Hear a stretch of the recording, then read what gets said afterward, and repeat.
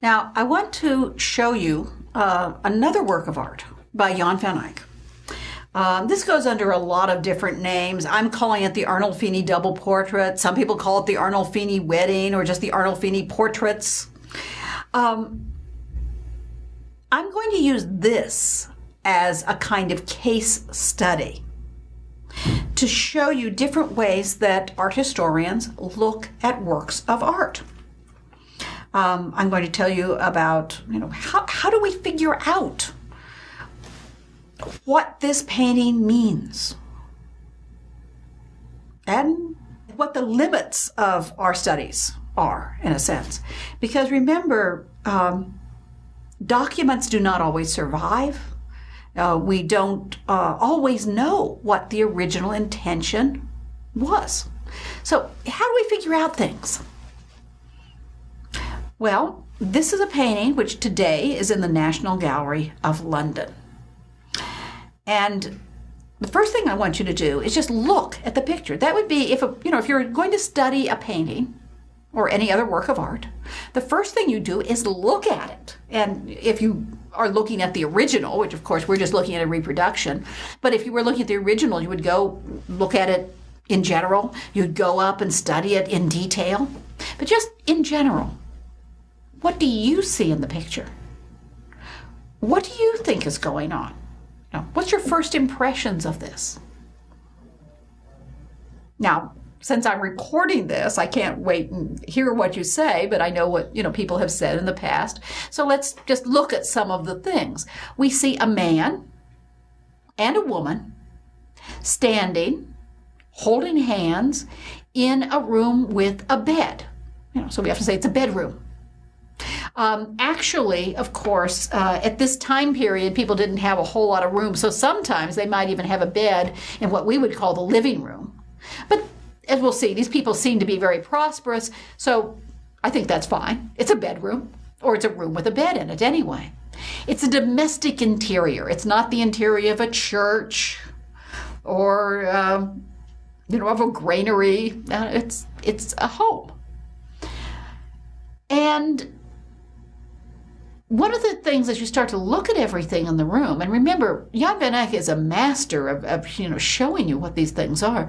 You see this candelabra hanging from the ceiling with a burning candle in it. Well, that suggests somebody who has some money. And then, of course, the bed hangings and the carvings. And, the more we look at this, the more we are convinced that the people are quite wealthy. So, we ask ourselves, what social status are these people? They have, very rich cloths. They have luxurious furniture for the time. They even have a mirror in the background, which would certainly be a luxury item. And this, as we'll look into detail, is a particularly probably expensive mirror. They have some glass in their windows. I don't know if you can make that out, this sort of these, what we call the bullseye glass, the rounded panes of glass. And they're wearing, rich clothing. Okay, so they're wealthy. Are they aristocrats? Probably not. There's nothing there to say that they are aristocrats. We don't see a coat of arms, although, that could have been on a frame which is now lost or some other part of the picture that doesn't exist anymore. We don't see anything like a crown, a scepter. We don't even see a huge amount of jewels. The woman has some rings, but she's not wearing, as a jeweled pendants. The man does not have the collar of a knightly order, like the Order of the Golden Fleece, which would be a jeweled collar that hangs down, and this was one of the orders that the Duke of Burgundy had established. So it seems unlikely that they are aristocrats, that they are royalty or nobility. But yet they're very wealthy, so who would that be? Probably rich merchant class. Now, the economy of the Netherlands, we often say, is a capitalist mercantile economy. And in the late Middle Ages, there was an increase in the people that we would call middle class. There were, of course, people like artisans, whether they're cobblers or artists. And there were also merchants. And some of these merchants became extremely wealthy. They were bankers. And, some of them had more money than the aristocrats. The aristocrats might borrow from them if they were, for example, the Medici in Italy were a banking family, and they did have a branch in Bruges. These aren't the Medici. I'll tell you that right now. But we can say they're probably from a wealthy merchant family. Now, some of the other things I want to point out to you is what they're doing. They're holding hands, they're in a bedroom, and so that suggests that they're man and wife. And there's been some interesting ideas about what they're doing there. So we're going to look at some of that. I want you to notice they're holding hands, and the man has his hand raised. We're going to take a little bit more discussion of that in a few minutes. Okay, let's go in and look at that mirror. We see the back of the people. And we also see them facing a doorway. And there's two men there. Actually, they're just little bits of paint, but we can make out two figures, one in blue and one in red. And they are standing there, and the couple is facing them. And you can see different parts of the room in this convex mirror. At this time, they did not have flat mirrors. They were convex. Now, above the mirror is a very elaborate inscription. You can see all this calligraphy that makes it even ornamental. And it is a Latin inscription. It says Johannes de Eyck fuit hic, and then it gives the date, a year, 1434. Those loops are how they made fours at the time. Now, that's a really interesting inscription. It's unique. It's unusual. There's nothing else like it. It translates as Jan van Eyck was here, 1434. What? When we see inscriptions with the artist's name, they're usually on the frame. And they'll say something like, Jan van Eyck made this work. But Jan van Eyck, we noticed with the man in the red turban, has some pretty unique inscriptions. He said, with the man in the red turban, Jan van Eyck made me. And here, the inscription is right in the center. That sort of center line that would go down this symmetrical composition. So it's in a very prominent place. It's actually in the painting itself, not on the frame. So we figure this not only gives us the name of the artist, it suggests some kind of importance to his presence. What does that mean? So we'll have to talk about that, won't we? Okay. Once we've looked at this and we're starting to ask questions about it and, maybe make some speculation about it just from looking at it, we also want to know if there's any documentation, something that's written.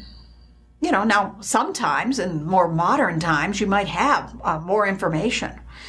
For example, we have the letters that Vincent van Gogh wrote to his brother. And sometimes he tells us something about the artwork.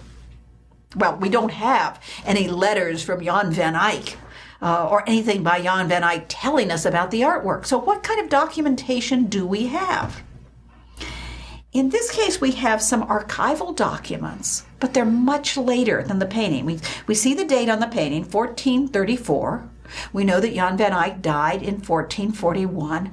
And the earliest written references to this are from 16th century inventories.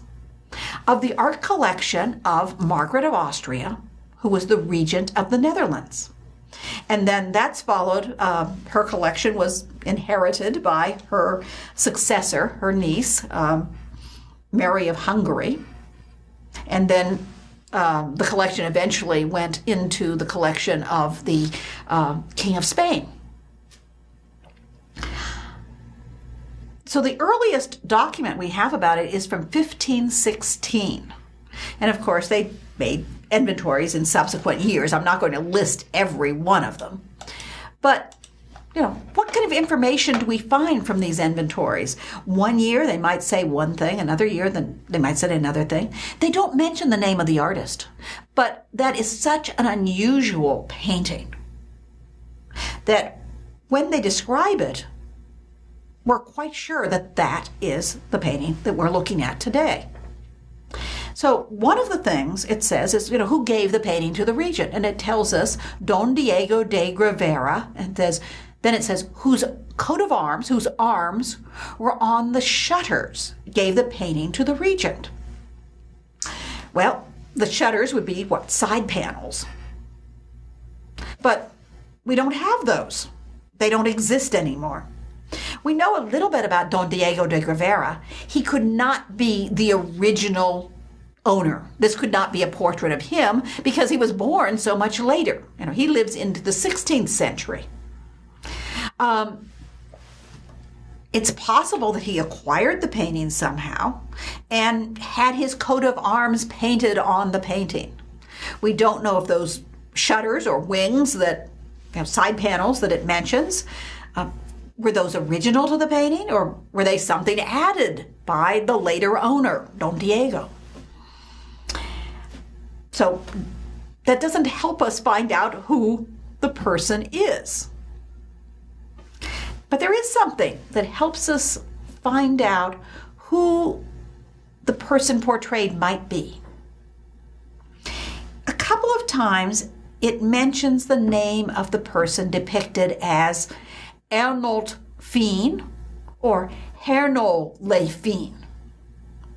Now, these inventories are written primarily in French. And so what we think is that those are a French spelling or a French version of an Italian name, Arnolfini. And we think that the name probably would have been written on the lost frame, and that the person who's taking the inventory just changes it to the French version of the Italian name Arnolfini. Okay, we know something about this family, Arnolfini. They're from Lucca, and a number of people from the extended Arnolfini family lived in Northern Europe. They were merchants. But which one of them? That's an interesting question. Now, there were some earlier interpretations of these, which I'm not even going to bother with. They're just things that people made up. But what we might call the first modern interpretation of this work of art was as early as 1934, and then it was repeated again in a book by the same author, Erwin Panofsky. You read about him in your introduction in your text. Erwin Panofsky was a German art historian, and he came to the United States actually to give a series of lectures, and he was there when Hitler took power in Germany. And being Jewish, he decided to stay. I don't think at that point anyone knew how horrible it was, but we did know that Hitler was against the Jews. And Panofsky stayed in the United States. And he and other German and Polish art historians, came over to get away from Hitler. And that really brought the prominence of art history into the United States. So Erwin Panofsky is very, very well known as an iconographer.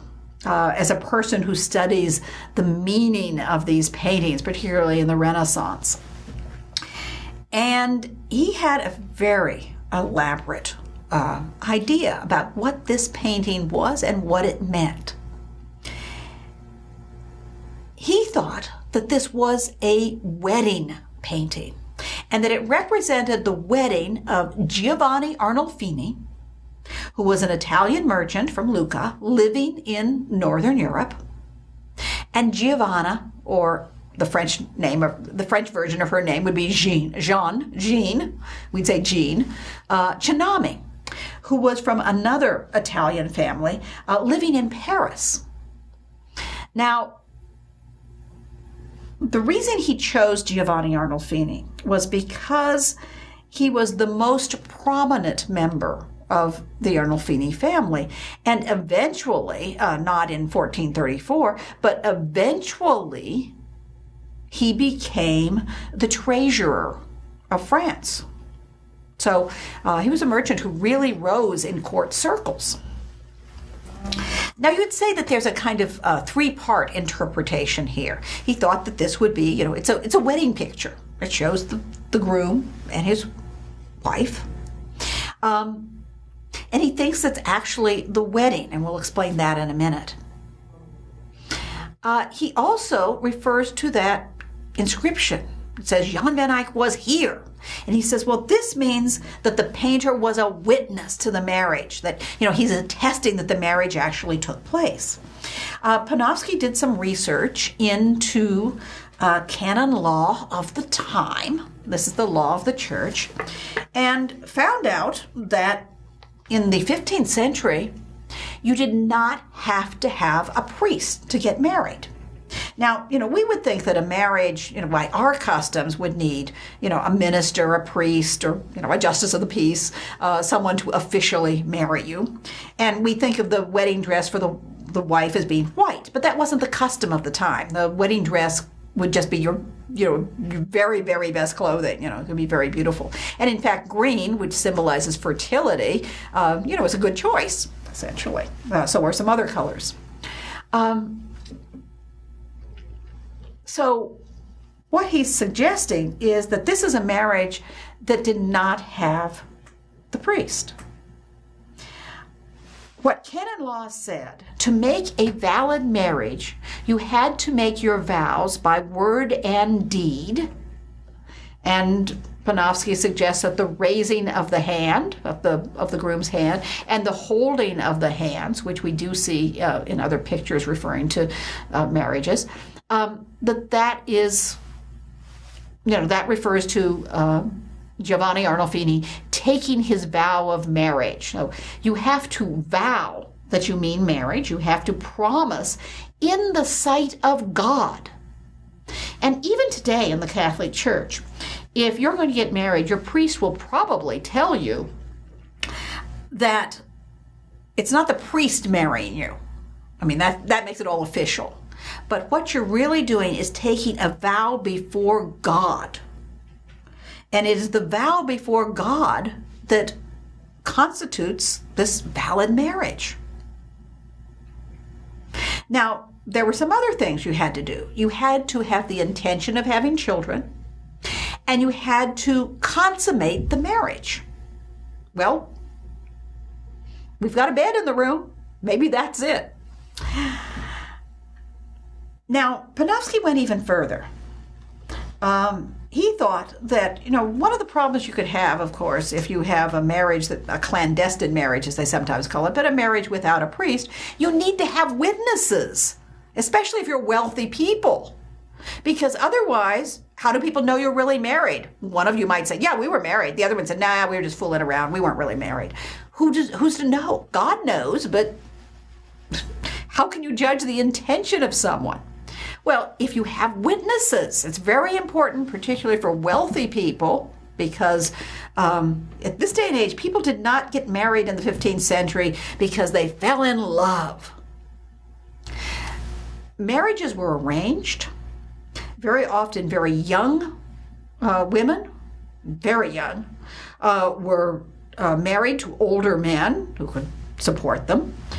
And the family fortunes were aligned. There were dowries to consider. So it was a very much a social, financial arrangement as well. Usually the young lady had nothing to say about it. It was arranged by her parents. So on one level, it's your wedding picture. On another level, he's saying it is a kind of document. Now, no painting could be a document because you could paint it any old way you want. But essentially he's saying it's a document that shows that there was a marriage and that you did have witnesses. And he further says, okay, it says Jan van Eyck was here. Where's Jan van Eyck? Oh, he's the man, one of those two figures that shows in the mirror, that's standing looking at the couple. By choice, he's the man in red, because remember, we think that possibly the man in the red turban is a self-portrait of Jan van Eyck. Now, Panofsky also thought that the different objects in the room were symbolic, that they represented different aspects of Christian marriage. In a sense, they were a kind of treatise on Christian marriage. For example, the dog represents faith.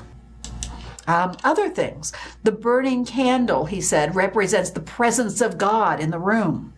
The bed, refers to the consummation of the marriage, which makes it, a valid marriage.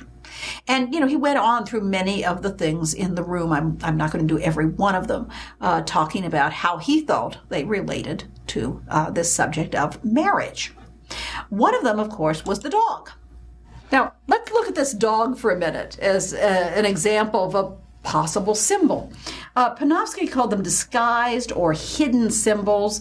That's kind of been discarded because they're not hidden. Obviously, if these are symbolic, it would be symbolism that would be known to the people of the day.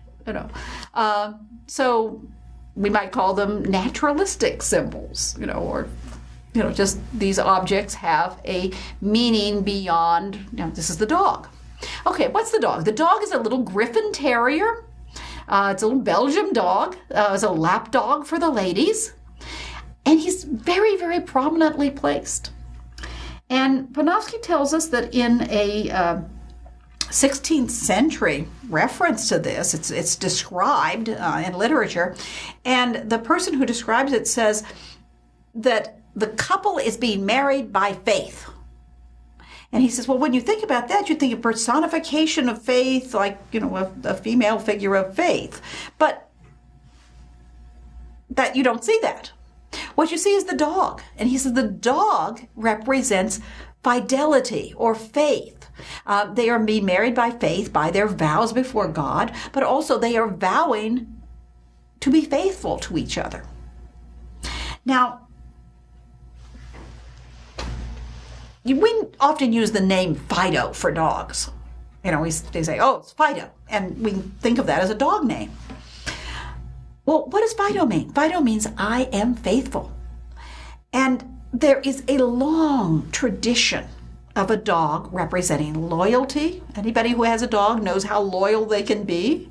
And fidelity. Particularly in tombs. And, going clear back into the Middle Ages, you would see pictures of women on the tomb with dogs at their feet. And for example, I brought you in something a little bit later. This is Mary of Burgundy, and you can see her dates here. She died in 1482, very tragically of a fall from a horse. And at her feet, there are two little dogs. Usually what you'll see is at the bottom of the men's feet, there are lions, and at the bottom of their wives or or other women, the women's feet, there are dogs. The dogs show that the women were faithful. And I guess the lions show that the men were brave, even if they, weren't faithful? At any rate, there's that little dog. Did they just, want to show their dog? Or, is there a greater meaning for it? Now, we've talked about infrared reflectography, where you can look through the picture surface, essentially. And here's a picture of the reflectograph of the hand of the man. And you can see that in the painting, the hand is turned toward the woman. But originally, the original drawing shows the hand turned more outward. So Jan van Eyck altered that detail. And he had the hand turned more toward the woman. Was this because he was taking a vow, to her, or, referring to her? Obviously we don't know, but that's one interpretation. I should tell you also that the dog is not in the underdrawings. That's made Lauren Campbell say, oh, the dog is not symbolic, it's an afterthought. But I'm not sure that could be true. That's true, because sometimes very important parts, you'd have a separate drawing. For example, a lot of times you do have portraits. Now, in this case, you do have the portraits shown. But there are other painters. So sometimes you'll have a portrait and they'll just sort of sketch in where that man's head will be. And then we assume they had another drawing with the details. And then they paint it to look like the person from the detailed drawing, perhaps. So, we can make of that what we will. He has sometimes changed just slightly, the size of something. Well, that's Panofsky's interpretation. After he died, because he was very, very eminent, after he died, people started looking at this painting and disagreeing with Panofsky. I probably should tell you I'm a Panofskyan grand student. I never met him, but my professor, Jim Snyder, was one of Panofsky's students. And it seems as though, starting with Jim Snyder and then perhaps the next generation of art historians, many of us would find something little, maybe, or something big. Now, many of us would find something that we disagreed with that Panofsky had said, and that's what we'd write our dissertations about. In this case, here people have some different interpretations. Sometimes they say that's not a marriage, that's not a wedding. Sometimes they say there aren't any symbols.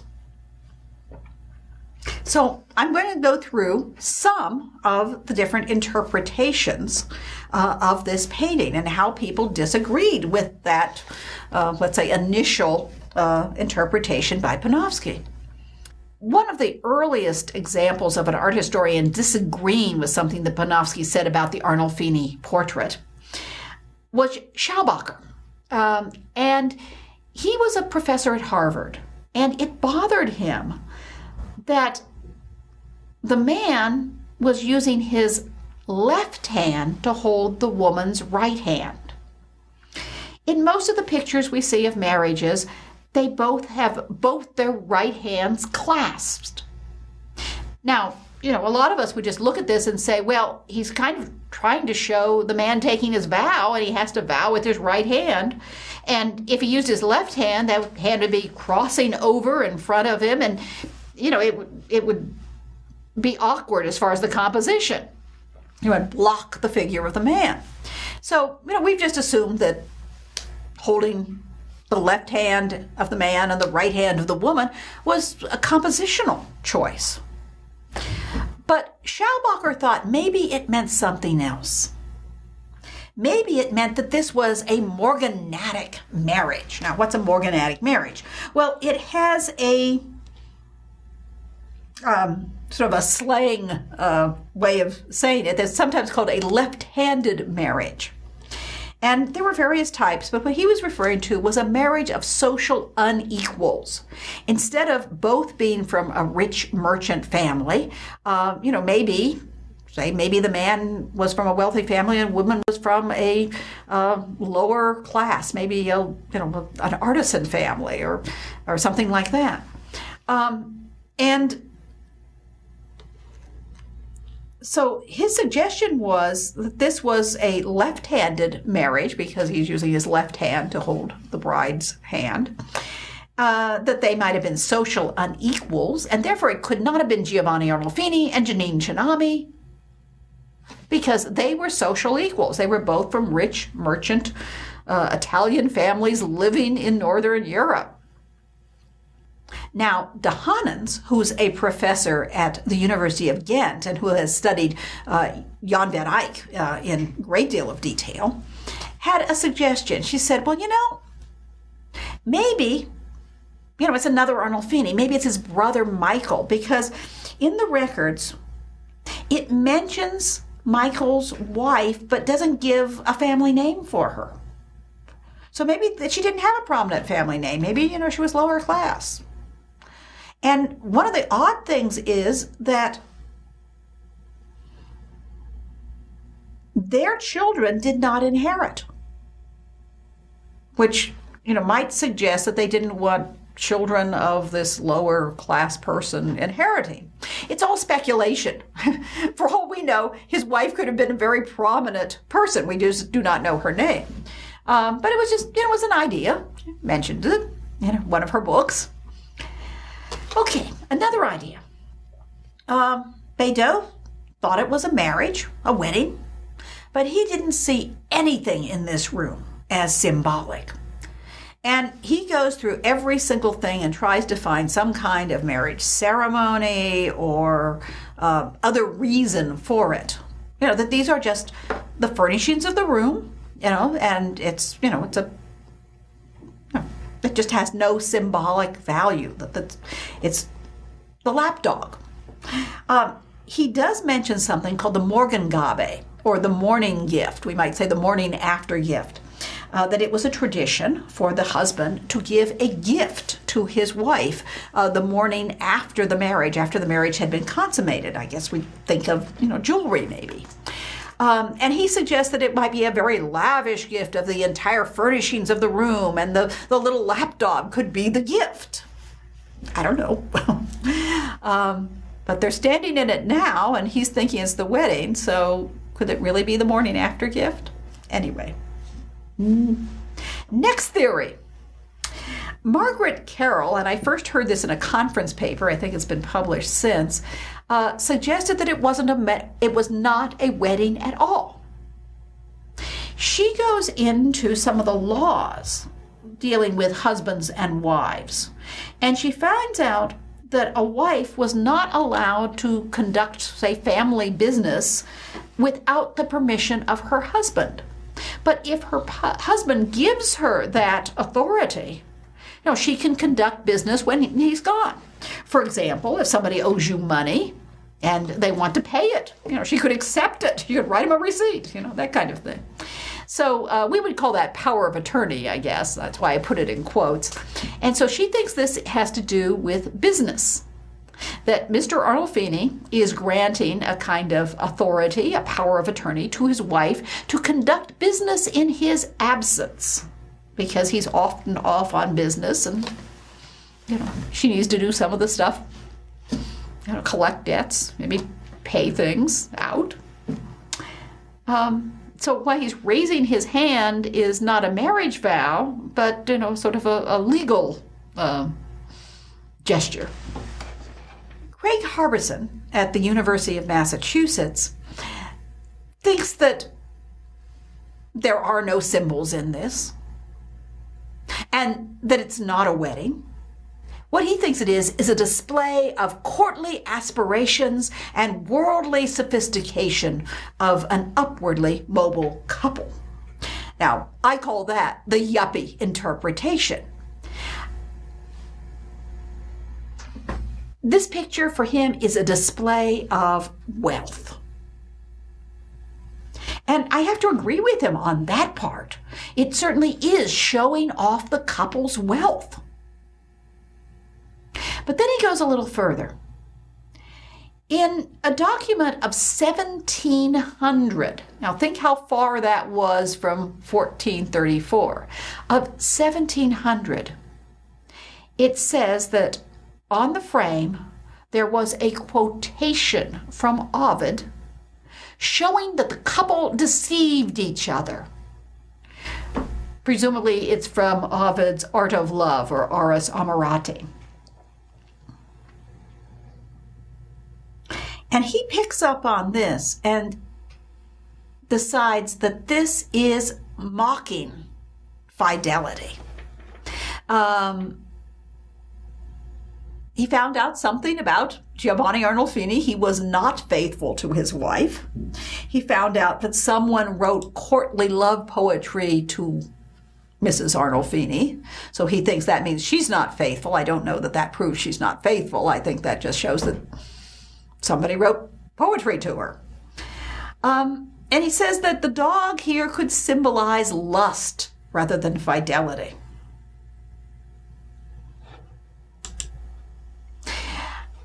One of his bits of evidence, or really of interpretation, is this little grotesque figure on the settee behind the couple's hands. And you can see there's a lion carved here, and then there's a little grotesque figure. And he thinks that somehow that grotesque carving reverses what we might think of as a holding hands. And he thinks that is implying a mockery of the vow of fidelity. I'm not quite sure why, but that's how he interprets it. Okay, should we leave it there? Well, other people disagree with that, and I certainly do too. That inscription from Ovid was not mentioned in any of the 16th century inventories. And so it has been suggested that it was a 16th or even a 17th century addition. In other words, that at a later time, when nobody knew who these people were, didn't really care, they changed the meaning of the subject. They put this quotation on it and changed it from a portrait of particular people to a moralizing scene and suggesting that no, they're not faithful and you should be, essentially. In the 16th and 17th century, a genre painting, or a painting of ordinary people, may often have a kind of moral message.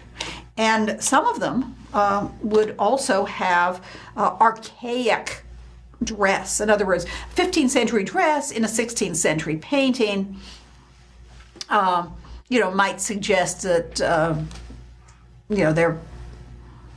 that they're not talking about something right then and there. The people were not particular portraits, just, something archaic. Also, it's been pointed out that Ovid, the Roman poet, would be much more popular in the 17th century or the 16th century, when more humanism and more Latin learning came to Northern Europe. So, what do I think of that? Well, I think he's right that they're showing off their wealth. But I don't see how this can show mockery of fidelity. I don't think that the quotation from Ovid was there in the 15th century. And we'll hear other evidence about this and who those people were, so that any evidence that he has about Giovanni Arnolfini really, does that apply? One of the interpretations that I really like, I was actually saying that it might be a betrothal long before this book came out. I tell people in my class, and one time I did submit it as a conference paper proposal. It wasn't accepted, and I wonder if it wasn't because they knew that Edwin Hall was working on that at the time. Now, Edwin Hall wrote a book called The Arnolfini Betrothal, and he went through betrothal customs of people in Italy, because these are Italians, and people in Flanders and in Burgundy.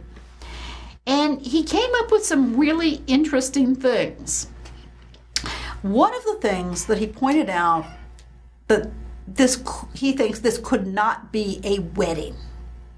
And the reason was that although canon law allowed a couple to be validly married by their vows before God, civil law usually did not. So your city or your principality, they said you needed a priest. And this would be particularly true, as we said, for people who are wealthy, because you're not just binding two people, you're binding two fortunes together. And, inheritance is involved.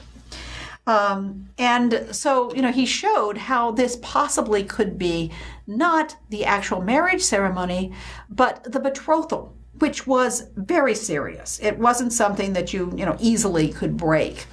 It was the promise of marriage. Now, one thing he also said was that there were no symbols in this work of art, that all the objects were simply, wealth, naturalistic, showing the people's status. I'll let you decide. What do you think? And then something that very rarely happens, but sometimes occasionally happens. A new document was discovered. An archival document was discovered by Paviot. It was published in 1997. And this showed when Giovanni Arnolfini and Janine Ciannami were married. They were married in 1447. So you couldn't have a wedding portrait or a portrait of them as a man and wife in 1434. In fact, Jan van Eyck died in 1441. So essentially, he proved that this was not Giovanni Arnolfini and Janine Ciannami. So all those things that Harbison found out about Giovanni Arnolfini's,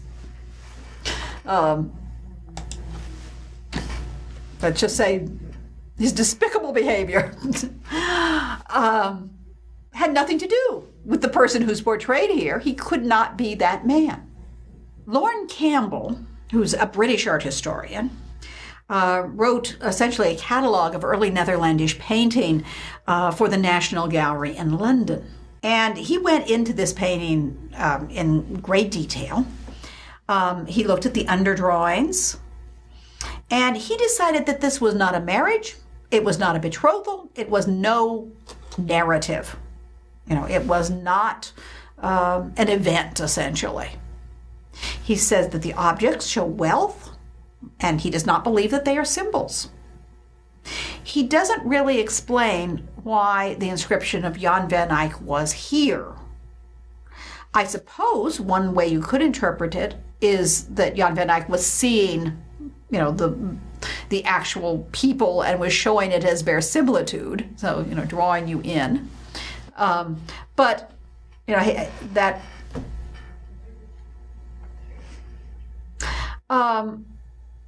But one of the things he also does that's very interesting is he goes through the records trying to track down every man who's named Arnolfini who is in Northern Europe. There's a family from Lucca in Italy, but they're in Northern Europe, in the early part of the 15th century. And, he has little paragraphs about each person. And he says, well, this one's too young, and this one's too far away, and this one, and he goes through them, and he actually narrows them down to one person, whose name is Giovanni Arnolfini. He's just not the Giovanni Arnolfini who married Janine Ciannami. He's actually an older cousin of that man. And he finds that the man was married, but much earlier, and by 1434, his wife was dead. And so he makes a speculation. Since this man fits the best, he actually was in court circles, so he could have known Jan van Eyck. He's in the right place and time, if you could say. And he says often when a man's wife died, and it was very frequent because without birth control, women frequently died in childbirth, especially because they were often married off way too young. And so let's say his wife died. Usually the man would marry again. Now, we didn't have any records that this particular Giovanni Arnolfini had married for a second time. But, you can't prove a negative, as they always say, because we don't have records. They could have been lost. They could have been destroyed. We just don't have any. So he suggests that Giovanni Arnolfini may have been remarried. And, here you have them as a married couple. Not necessarily a marriage ceremony, but, have him with his wife, his putative, because we don't know that he really had one, but his putative second wife. Isn't that interesting? So much scholarship had been based on the assumption that it was a particular person, and it turns out it may be another person, and it cannot be the person it was always assumed. Well, where are we left? Is it a wedding? Is it a betrothal? Is it just a portrait of a man and his wife standing in a room showing how wealthy they are? Whoa. Well, I'm not going to tell you what to think. I'm going to let you decide what you think about this, because we don't always know for certain. Many of us will reject certain theories and have our own favorite ones. When I say there's no event, I keep wondering, why is the man holding up his hand? Does Jan van Eyck was here just mean that, look, I portrayed what I saw? Gives it sort of this verisimilitude idea. Or does the raised hand mean something more? But I can see that it couldn't be an actual marriage because, as we said, civil law says that you should have a priest. And so, maybe it is a betrothal. I like that. I won't promise you it is, because I don't know. One of my little pet theories that I can't prove is that many of the objects in the room, they are showing wealth. I don't think there's any doubt about that. But they could have a symbolic meaning. And some of them actually relate to paintings by Jan van Eyck, and relate to paintings by Jan van Eyck and later painters that are religious paintings, such as a painting of the Virgin and Child. For example, we said that Mary is often called the speculum sine macula. So what I've wondered is if Jan van Eyck has used sometimes objects in some lost religious painting, the painting of Madonna that we don't have anymore. We have a lot of paintings by him of Mary, but maybe, another one. Or a lost nativity, which we'll be mentioning. And that he developed some of these symbolic objects for the religious paintings and then used them in this. So, for example, could the mirror refer to not the virginity of Mary, but the virginity of the wife, when she's coming to her, betrothal, to her marriage bed, even.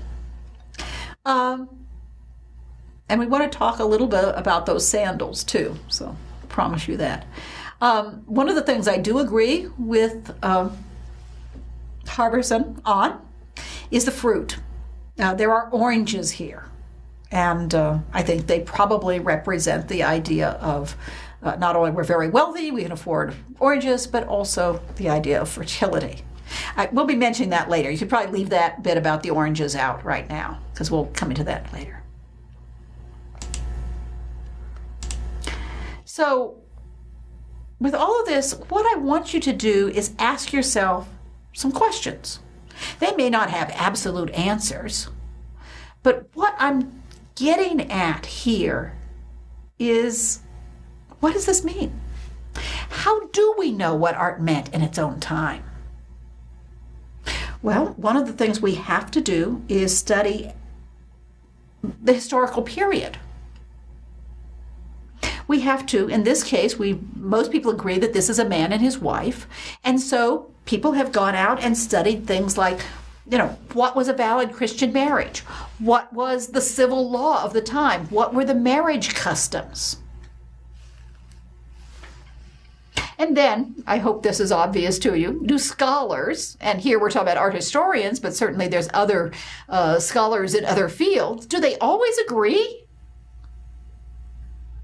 Some people think that everything's known. Well, it's not. And we don't always agree.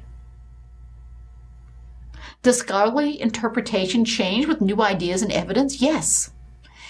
Many, many, many, many years ago, I used to teach this and say, we know what this means. I don't say that anymore.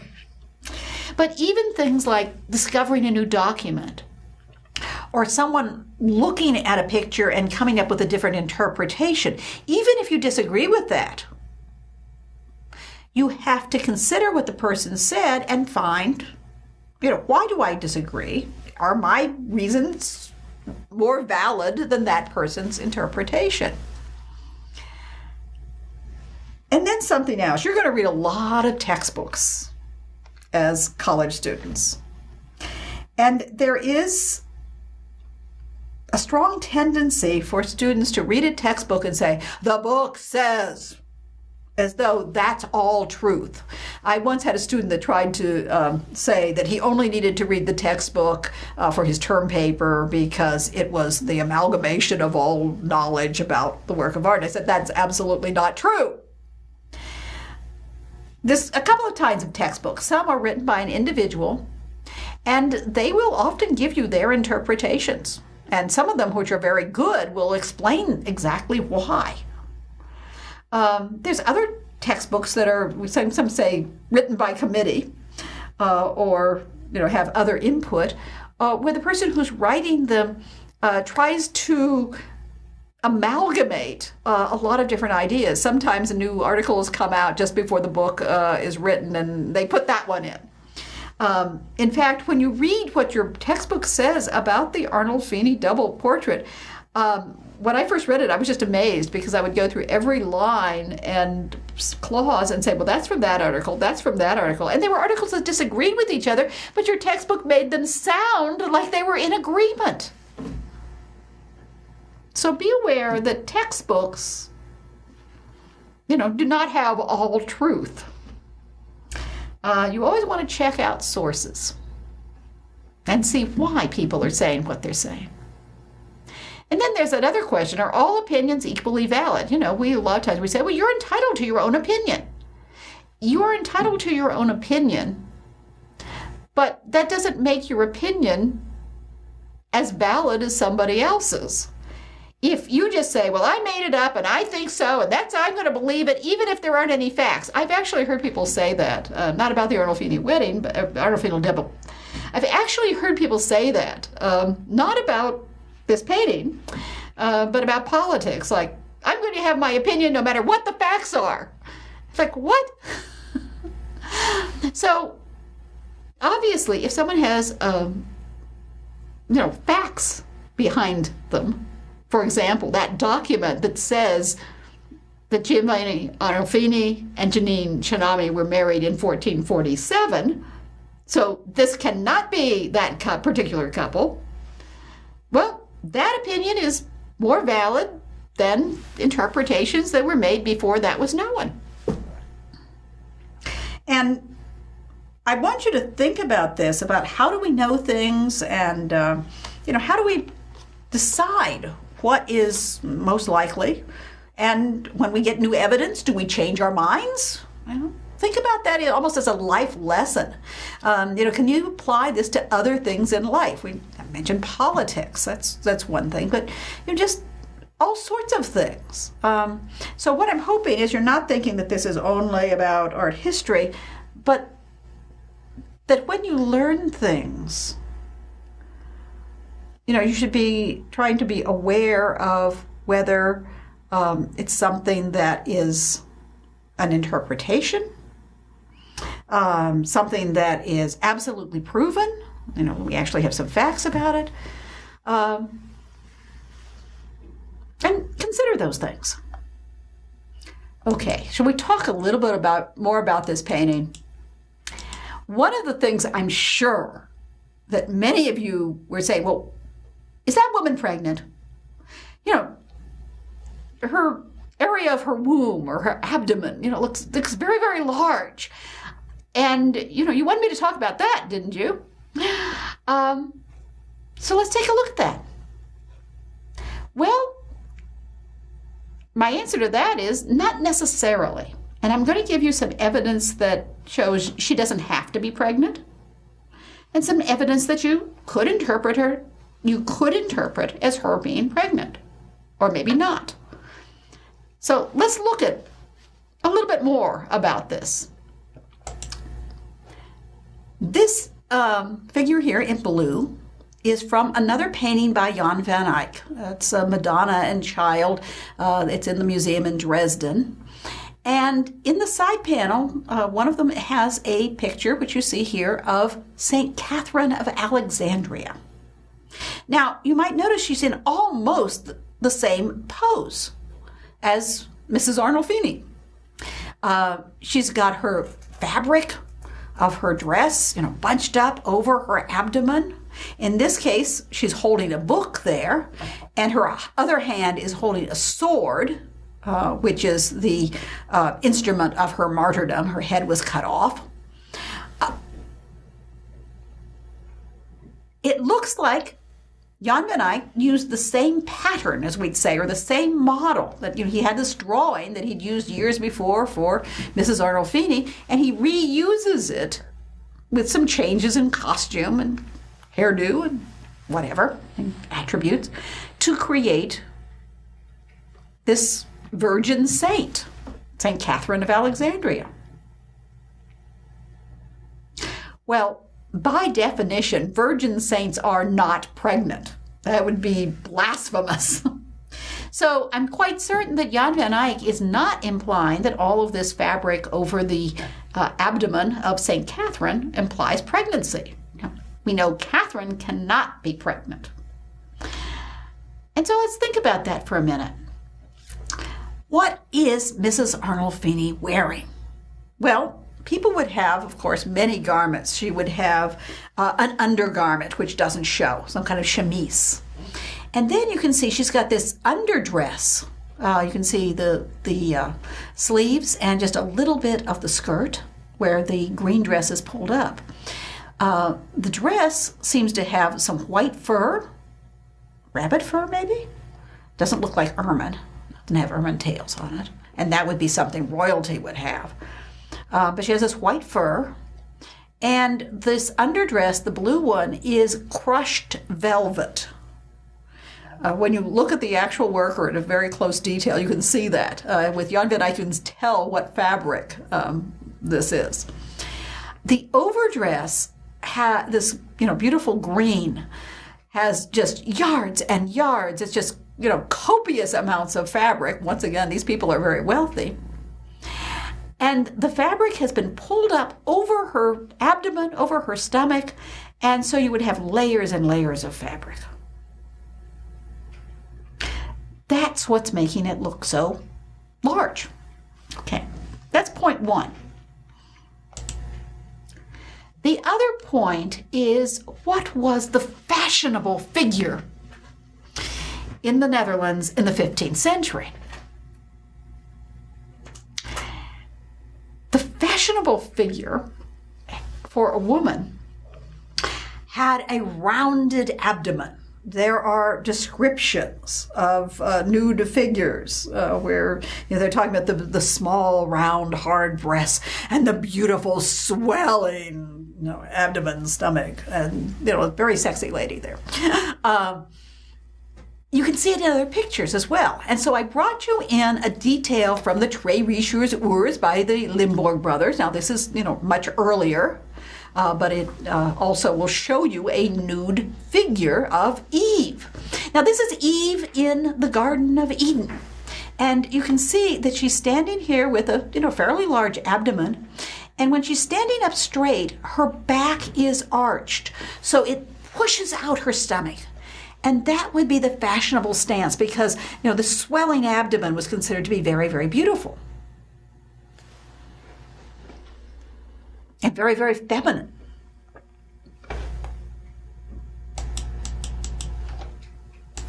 So here we have Eve with her, fairly large belly, graceful feminine curve. Except it can't be that she's pregnant with, Cain or Abel because Eve did not get pregnant until after she and Adam left Eden. So once again, the figure can't be pregnant, but she has a rounded stomach. Think about Eve in the Ghent altarpiece. She has that beautiful swelling stomach. Those are some reasons why she's not necessarily pregnant. However, there are some references to childbirth in this picture. If this is a wedding or a betrothal, I would doubt that she would be pregnant. Okay. Generally, a well-to-do man would not marry a young bride unless she was a virgin. The exception being, of course, a widow. And, she might bring wealth to the family and they might very much want to marry a wealthy widow. But the bride looks here much younger than the man. However, as we said, there are references to childbirth. The woman is standing right in front of this bed, which could refer to the consummation of the marriage, and the place where she would bear her children would be, in the bed. So even if it is a wedding or a betrothal, it could be referring to the fact that she, will bear children and that they have the desire for children. And then, right, not exactly above her womb, but almost, there is a carving. And you see this little saint carved with her hands together in prayer, and this dragon is in front of her. Well, this is Saint Margaret of Antioch. And her legend, she was an early Christian martyr, her legend was that she was swallowed by a dragon. She made the sign of the cross, the dragon split open, and she stepped forth alive and intact. Presumably that's a kind of legendary view of, she is threatened by evil or temptation, and she relies on her Christian faith. She makes the sign of the cross, and evil or temptation is overcome. Well, in the story of the saints, it's called the Golden Legend. The author, Jacobus de Voragine, put some words in Margaret of Antioch's mouth. And she says, as she is being led to martyrdom, that she would like to have women who are in travail of childbirth call upon her. So Margaret, presumably because she had a kind of cesarean birth from the dragon, or for some other reason, Margaret of Antioch is considered to be a patron saint to women in childbirth. So does that mean that she's pregnant? Or could it refer to the hope for pregnancy? It was very important for women to have a child. Their society, their husbands, their families all felt that there was something wrong if they did not bear an heir to the family fortune, or of course in royalty to the throne. So woman's duty, essentially, was to have children. And so it may very well be that this refers to the intention of having children, the hope for pregnancy, as well as, you can decide whether you think she's pregnant or not. Once again, we can't prove it either way. Now, just let me mention a few of the other objects here. There are oranges one orange on the windowsill and some oranges on the piece of furniture below the window. Now, oranges do not grow in the Netherlands. It's too cold. They have to come from a tropical area. So they would have to be imported either from someplace like Spain, Iberia, or from Italy.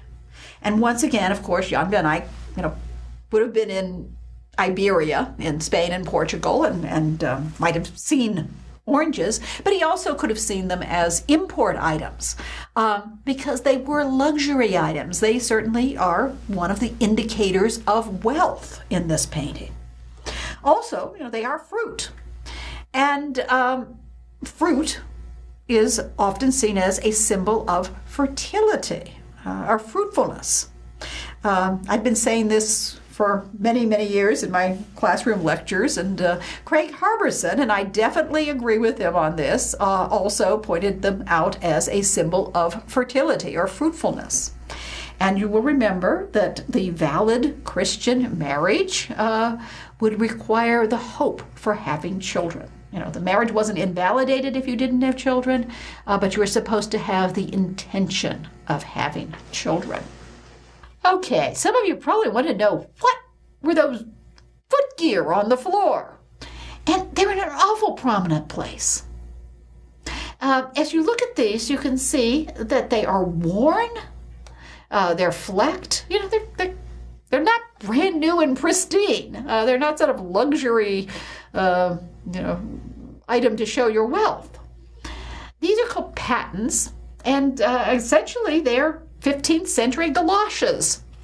They're the kind of footgear that you would slip on your feet over your, leather or cloth indoor footgear, indoor shoes. And then when you went outside where, the streets might be pretty mucky, they would kind of elevate you if you stepped in something that you would rather not step in, mud, horse feces, whatever. You would be stepping in it with your wooden pattens. So it's basically a wooden sandal-like affair, or clog, as some people call them, with a leather band. But why would they be in the front of a portrait? Something that costs a lot of money, something showing your wealth. So, there's different reasons why people suggest this. Panofsky, of course, thinking that this was a wedding, felt that these were symbolic. And he talks about Moses and Mount Sinai. Now, there's no pictures of Moses in here, but what did God say to Moses when Moses went up to Mount Sinai and saw God in the burning bush? He didn't say, "Hi, Moses, how you doing?" He said, "Take off your shoes. You are on sacred ground." So Panofsky interprets the removing of these sandals, and there are also some lovely little shoes in the background that are the woman's indoor slippers, I guess you would say. That they're removing their shoes because this is the sacred ground in which they are making their wedding vows before God. If you believe that they are symbolic, and you believe that this is a wedding, that's Panofsky's interpretation. Bedeau, who didn't think anything was symbolic, thinks that this refers to a marriage tradition where the bride would kneel down and remove her husband's shoes in a token of submission. But she's not doing that, is she? Okay. Harbison has actually a footnote, foot fetishes, and talks about it as a sexual meaning. And, this makes perfect sense. If this is a married couple and it's referring to a marriage, they have to take off their shoes before they go to bed and have sexual relationships. So, whether, Harbison thinks it has a lot to do with lust and infidelity, and that this does refer to sex. But you could see that could refer to it, whether in the context of marriage or just the husband and wife. The thing that does strike me about them is that what are they doing there if they don't have some kind of meaning? Because Jan van Eyck was not a photographer. He didn't come in with his camera and just take a picture of everything that was in the room. And so he didn't, even if there were some, shoes had been left out, the maid was sloppy that day or something, he didn't have to paint them. Or, they could have said, oh, don't paint those, or kick them under the bed, or out of the view of the painting. Would you have your portrait done with an old beat-up pair of galoshes in the forefront? So, I set my mind to thinking, well, what could this mean? And one thing that I do know is that in later paintings by other artists, Petrus Christus, Hugo van der Hoos, we sometimes see in paintings of the birth of Christ, the Nativity, Joseph either taking off his pattens, which look just like this, or has already removed his pattens, which makes me think once again about that idea of the sacred ground. I mean, the stable of the Nativity by the birth of Christ becomes sacred ground. Could, and it's totally speculative, could Jan van Eyck have painted a nativity that doesn't survive, in which he invented that motif of Joseph removing his shoes or his pattens to indicate the sacred ground, like Moses removing his sandals? I don't know. I can't prove it. Maybe you have another idea about what these patterns might mean and why they are in the front of the picture. One of the things you can be sure of is that there are a number of different interpretations. They often disagree with each other. And you can ask yourself whether these objects in the room, what do they mean? Well, they mean wealth. I don't think there's any doubt about that. But do they have any other symbolic meaning? Are they just there for verisimilitude, or just to say these people are wealthy?